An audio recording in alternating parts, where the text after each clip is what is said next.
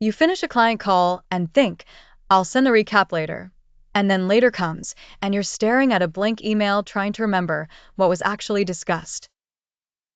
You scroll through your notes, piece things together, second-guess details, and what should take 5 minutes turns into 20. And even then, you're not sure if you missed something important. Here's the real problem. Writing the email isn't the hard part. It's reconstructing the conversation. You're trying to remember, organize, and sound professional all at the same time. So instead of being quick and clear, your emails become slower, inconsistent, and sometimes incomplete. And that can affect how clients perceive your reliability and attention to detail. You might forget small commitments, unclear timelines, or who is responsible for what, and those small gaps can lead to confusion or extra follow-ups later. But here's the twist. The issue isn't your writing, it's your starting point. Most people try to write recap emails from memory or messy notes. But the best recap emails come directly from the conversation itself. And this is where things change.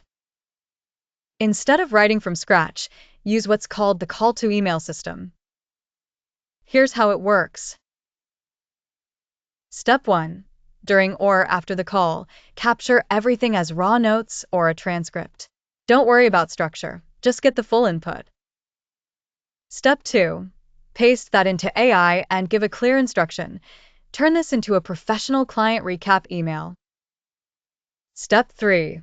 Define the structure. Ask for a summary, key points, next steps, and timeline so the email is clear and complete. Step 4. Refine the tone by saying, make it concise, clear, and professional. Quick example. Your notes might look like this. Client wants website redesign. Focus on homepage first. Timeline maybe 3 weeks. Need proposal. Follow up next Monday. Budget not finalized. Now you paste that in and ask for a polished recap email.